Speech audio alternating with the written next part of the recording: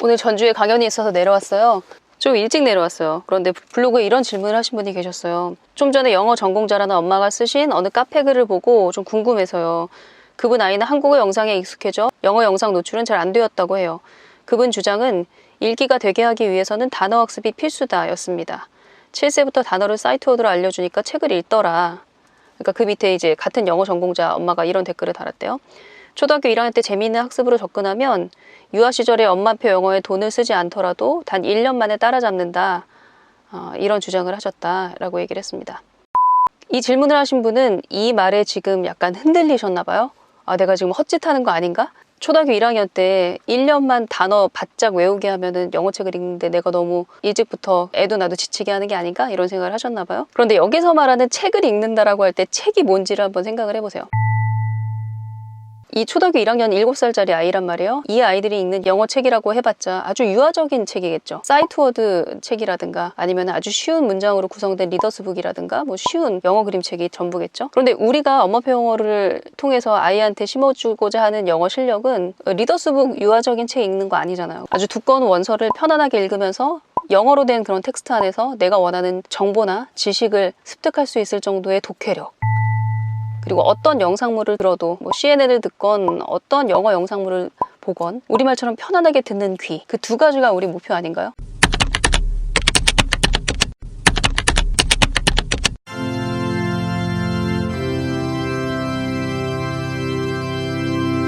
그리고 그 두 가지는 가장 중요한 뿌리가 돼요. 그렇게 읽기와 듣기가, 그러니까 영어 원서가 편안하게 읽어주고 영어 소리가 다 우리말처럼 자연스럽게 들리는 귀, 이 두 가지를 가지고 있으면 상황에 닥치면 어떤 식으로든 쓰기랑 말하기는 돼요. 특히 말하기는 약간의 훈련만 있으면 금방 정복이 되는 거거든요. 그런데 이렇게 늦게 시작한 아이들의 가장 큰 단점은 뭐냐면 귀가 닫혀 있다는 거예요. 귀가 닫혀 있으면 사실 영어 인풋을 양껏 하기가 힘들어요. 왜냐하면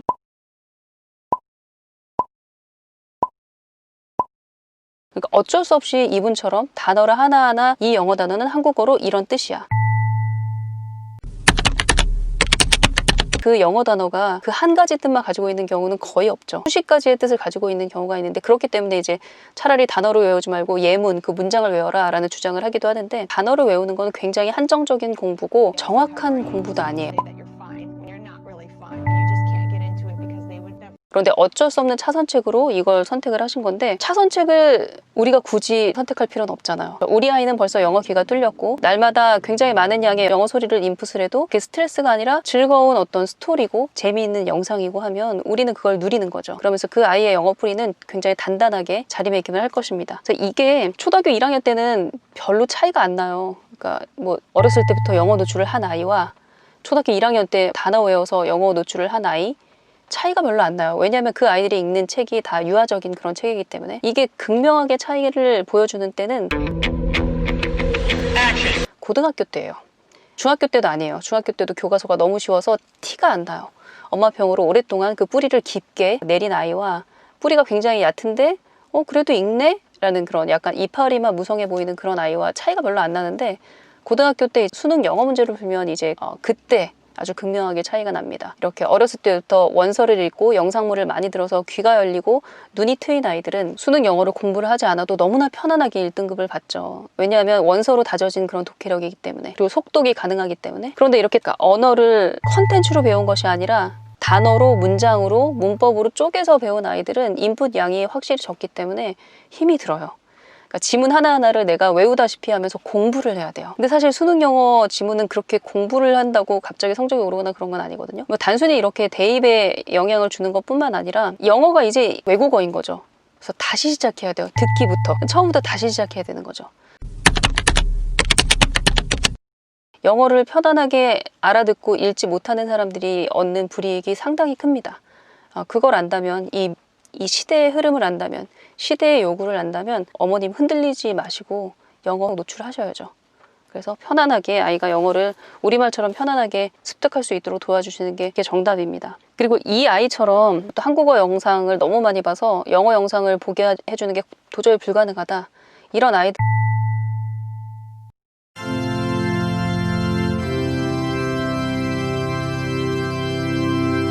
모국어 독서력을 높이는데 좀 많이 심혈을 기울여야 된다고 생각을 합니다. 이게 영어가 서툴러도 모국어 독서가 잘 되는 아이들은 여러분들 다 뭐 간접 경험이나 직접 경험으로 아실 거예요. 따라잡아요. 그만큼 모국어 독서력이 아이의 사고력과 문해력과 독해력과 그리고 과제 집착력 그리고 학습력과 다 연결이 되어 있거든요. 그렇기 때문에 우리 아이가 너무 늦었다. 영어를 편안하게 모국어처럼 습득하는 건 사실 불가능하다. 내가 학습하던 것처럼 아이도 영어는 학습적으로 접근할 수밖에 없게 되었구나 라는 결론이 내려졌다 하면 재빨리 전략을 바꿔서 아이의 모국어 독서에 신경을 쓰시고 차라리 영어학원 가서 엄한 파닉스 배우게 하지 마시고 단어 외우게 하지 마시고 잘 가르치는 논술학원 찾아가세요. 그래서 어떤 특정한 책을 읽고 그 책에 대해서 이야기를 하고 토론하는 그런 거 그래서 논술학원 가시라고 권하고 싶고 엄마가 집에서 해줄 수 있는 것은 아이가 그림책에서 글밥이 많은 문고판 책 거기서 소설, 장편소설로 넘어가는 걸 힘들어하거든요. 우리 아이가 초등학교 저학년인데 아직도 계속 이화적인 그림책만 읽으려고 하고 숨이 긴 책으로 넘어가지 못하고 자꾸 학습 만화를 본다거나 그런 쪽으로 빠진다라고 해서 고민이 되시는 분들에게 제가 오늘 대안이 될 만한 책을 한 권 소개를 시켜드리려고 해요. 저희 아들도 너무너무 좋아했었고 저도 굉장히 좋아했었던 시리즈입니다. 아시는 분은 아실 거예요. 핀두스 이야기 시리즈예요. 핀두스라는 고양이가 주인공이고 이제 페테르손이라는 할아버지가 이제 주인공으로 나와요. 이 고양이가 너무너무 사랑스럽고 정말 말썽꾸러기인데 우리 아이들 같은 그런 고양이가 주인공입니다. 그리고 이 페테르손 할아버지는 할아버지인데 너무너무 사랑이 많고요. 솔직해요. 권위적이지 않고 정말 힘들면 나 너무 힘들어 이런 얘기도 하고 저는 굉장히 이상적인 엄마의 모습을 보여주는 게 아닌가 싶을 정도로 굉장히 따뜻한 할아버지입니다. 이 두 사람 간의 에피소드를 엮은 이야기인데 글밥이 굉장히 많아요. 글밥이 너무 많아서 이 책을 처음부터 끝까지 읽으려면 이제 심호흡을 한번 하고 읽으셔야 되는데 한 25분 정도 걸렸던 것 같아요. 뭐 애랑 이런저런 얘기하면 30분도 넘어가는데 가늠을 해보자면 매직 트리하우스 같은 챕터북이 처음부터 끝까지 다 읽는데 40분 정도가 소요되거든요.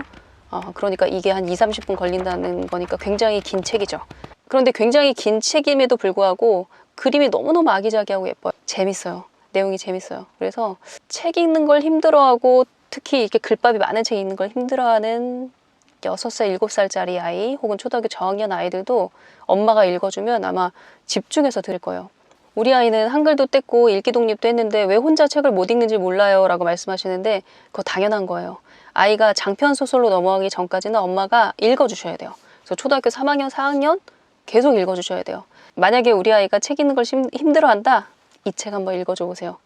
보통 이렇게 시리즈로 책을 사면 그중에 한두 권만 재밌고 나머지는 별로잖아요. 근데 이 책은 시리즈가 다 재밌어요. 제가 어렸을 때 저희 아이들 읽어줄 때는 6권이 시리즈가 다였거든요. 지금 9권까지 나왔더라고요. 그래서 요거 제가 새벽달 책방 저희 책방에도 강력 추천해서 이거 드려야 된다라고 주장을 해서 드디어 다음 주부터 이 책이 입고가 돼서 판매가 될 예정입니다. 그래서 여러분들 이거 한번 읽어보세요. 후회 없으실 거예요. 나는 잘 모르겠다 싶으면 도서관에서 빌려보세요. 그리고 아이들이 책이 주는 기쁨과 재미와 유머와 위로가 뭔지를 아마 진하게 느끼실 겁니다. 엄마도 그렇고 아이도 그렇고요. 강추합니다. 핀두스의 5번째 특별한 이야기입니다. 할아버지 힘내세요. 가을이었어. 페테르손 할아버지는 부엌 식탁에 앉아 아침 커피를 마시고 있었어. 아무 말 없이 우중충한 창밖을 내다보면서 말이야. 전혀 즐거운 모습이 아니었어. 하지만 핀두스는 기운이 팔팔 넘쳤어. 1초도 가만히 있을 수 없었지. 또 가만히 있으려고도 하지 않았고 의자에서 버둥대고 꼬리를 깨물질 않나 탁자 위로 기어올라 커피를 마시지 않나 각설탕을 밑으로 던지고 그걸 잡겠다고 뛰어내리질 않나 그러더니 소파 위에 올라갔다가 다시 탁자 위로 건너가는 거야. 핀두스 가만히 있지 못하겠니? 할아버지가 빽 소리쳤어. 그러고는 깊은 한숨을 쉬며 말했지. 에휴 무슨 날이 이렇담. 오늘은 정말 기분이 안 좋구나. 아무것도 하고 싶지 않아. 아싸 그럼 하루 종일 같이 놀 수 있겠네요 할아버지. 아니 혼자 놀아라. 어디 다른 데 가서 말이야. 혼자? 혼자? 다른 데 가서? 다른 데 가서 놀라고요? 나 할아버지랑 놀고 싶은걸요? 지금 여기서요. 우리 고양이 쓰다듬기 놀이에요. 할아버지가 고양이 하세요. 핀두스 난 놀고 싶지 않다. 할아버지는 허공을 멍하니 바라보며 중얼거렸어. 장작도 패고 감자밭도 읽어야 하는데 기분이 내키지 않는구나. 그냥 하루 종일 여기 앉아 슬픔이나 씹어야겠다. 할아버지 슬픔을 씹다니요. 제가 있잖아요. 핀두스는 접시 밑에 있는 차숟가락을 밟았어. 접시가 흔들거리며 작게 딸그락거렸지. 이번엔 더 세게 밟았어. 크게 덜그럭 소리가 나라고 말이야. 그러나 쉽지 않았어. 그냥 밟으면 작게 딸그락 소리는 나지만 크게 덜그럭 소리는 나지 않는 거야. 핀두스는 또 해보고 또 해봤어. 그런데 작게 달그락 소리가 날 때마다 할아버지 눈썹이 점점 한 대로 모아지는 거야. 5번째 작게 달그락거리고 딱 한 번 크게 덜그럭거렸을 때 할아버지가 버럭 소리를 질렀어. 핀두스, 그만두지 못하겠니? 기분도 안 좋은데 시끄럽게 좀 굴지 마라. 오늘 난 조용히 쉬고 싶단 말이다. 너도 얌전히 앉아 커피나 마시거라. 핀두스는 얌전히 앉아 있었어. 그런데 잠시 뒤 몸이 저절로 움직이지 뭐야. 몸속에서 노래소리가 들려왔거든. 핀두스는 아주 작은 소리로 노래를 따라 불렀어. 자꾸자꾸 부르다 보니 몸이 조금씩 미끄러져 내려가 의자 위에 벌렁 눕게 되었지. 핀두스는 이제 발을 탁자 모서리 대고 흔들기 시작했어. 의자가 갸우뚱하더니 다시 제자리에 왔어. 넘어지지 않고 의자 뒷다리로만 서 있을 수 있을까? 핀두스는 궁금했어. 제가 어렸을 때 많이 하던 짓이네요. 핀두스는 다시 한번 발을 툭 밀쳤어. 기우뚱 다시 제자리. 또 한번 툭 밀쳤어. 이번엔 조금 더 세게 휘우뚱. 그러더니 의자가 벌렁. 핀두스는 뒤로 나동그라지며 빈 양동이에 꽈당 부딪혔지. 양동이가 덜컹덜컹 바닥을 굴러갔어. 할아버지는 온 얼굴을 찌푸리며 귀를 틀어막았지. 그러고는 주먹으로 탁자를 탁 내리치며 수염이 바르르 떨릴 정도로 버럭 소리쳤지. 그만하라니까 핀두스. 여기 있고 싶으면 나가 있어. 아무 소리도 듣고 싶지 않아. 노래소리도 덜컹 소리도 다 싫단 말이다. 그저 조용히 쉬고 싶다. 핀두스는 할아버지를 물끄러미 쳐다봤어. 할아버지가 이처럼 말도 안 되게 화내는 건 처음 봤거든.